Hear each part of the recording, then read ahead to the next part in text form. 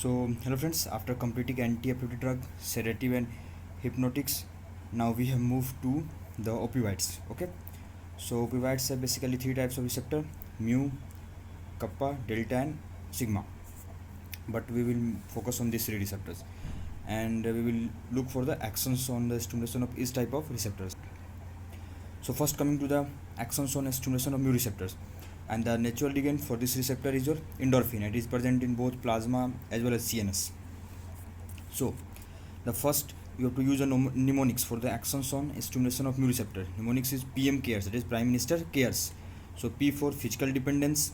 Okay, clear? So P for physical dependence. We will discuss physical dependence in detail after this video. Okay, the next, M for meiosis. Okay, opioids causes inhibition of GABA receptors present on Edinger-Westphal nucleus that will lead to activation of Edinger-Westphal nucleus. Because of the GABA is inhibitory receptor, okay, there will be activation of Edinger-Westphal nucleus. If GABA will be not secreted, then there will be activation of third cranial nerve, and that will cause contraction of circular muscle of eye. That is your meiosis.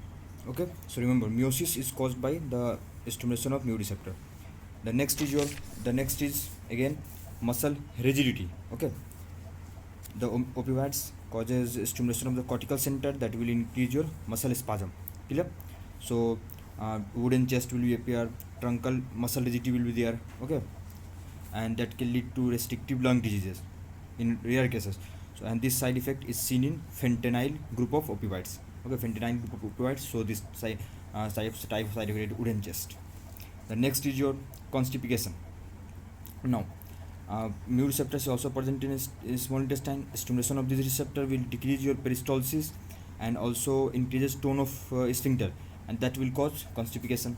And the drug of choice for non-infective diarrhea, and because of this, because stimulation of mu receptors induces constipation, so the drug of choice for non-infective diarrhea, remember, the drug of choice for non-infective diarrhea is your loperamide. Loperamide is the drug of choice in cases of non-infective diarrhea, friends. Now the next, suppression of cardiovascular system. Okay, cardiovascular center is suppressed, so there will decrease in BP and decrease in heart rate. Then it also have analgesic effect, so it can be useful in the cases of pain.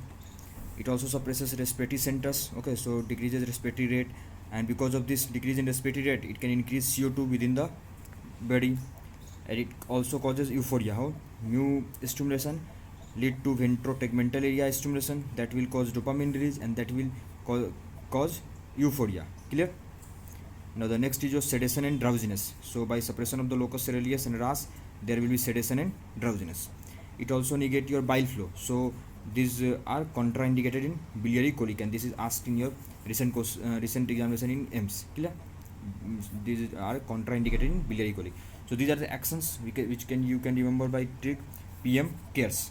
Okay, we have discussed P for physical dependence, again your M for meiosis, M for muscle rigidity.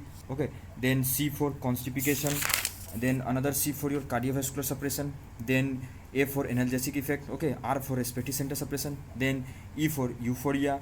Okay, and then S for sedation, and one more you have to remember, bile flow. So they are contraindicated in biliary colic. Now coming to the kappa stimulation actions. Okay, so the first is your dysphoria, and this question is asked in your previous examination. Okay, so dysphoria. The next is your diuresis, because it suppresses the secretions of pituitary and hypothalamus such as ADH, ACTH, LH, and FSH also. Okay, and that can lead to your diuresis. Clear?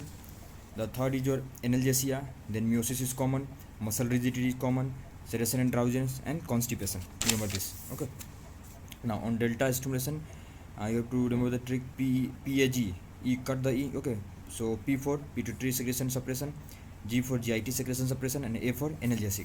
Clear? So these are the classification of the receptors and the actions of the receptor. Now we will move on the classification of opioid. So opioids classification is based on natural, semi-synthetic, and synthetic. Okay, these are the three classes of the opioids. Natural, also known as opiates. It includes morphine, codeine, then noscapine, then thebin. Okay, these are the natural opioids. Semi-synthetic includes your diacetyl morphine and apomorphine. Morphine is modified into diacetyl morphine, which is known as heroin, and apomorphine. And this apomorphine is also D2 agonist. Then this codeine is modified into oxycodone and hydrocodone. This codeine is modified into oxycodone and hydrocodone. Okay, and this thebin is modified into buprenorphine. Clear? So these are the semi-synthetic. Okay, now coming to the synthetic, so they are highly potent, so they can be used as anesthetic drug also. The first is your fentanyl. These are the drugs which are 100 times more potent than morphine. Okay, this fentanyl group are 100 times more potent than morphine, and used as analgesic in cases of head trauma. Okay, the next is your alfentanil. It is 20 times more potent. The next one is your sulfentanyl. It is 1000 times more potent than morphine, and they are the maximum potent opioids. Okay, and they also have maximum plasma protein binding. The next group is your remifentanil.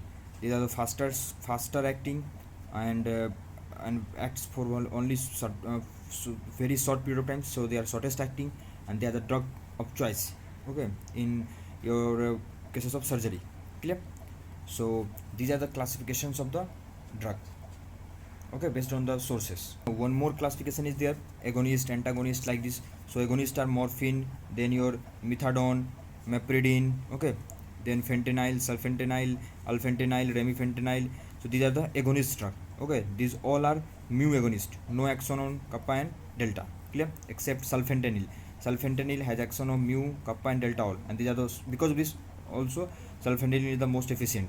Okay, and morphine also have some action on the kappa. Clear? Now coming to the partial agonists, friends. So partial agonists include your buprenorphine, codeine, pentozocine, nalbuphine, and dezosine. Okay, antagonists are naloxone and naltrexone. Okay, these are the antagonists. And mixed action opioids are your tramadol and dextromethorphan. Clear? So this is the second classification.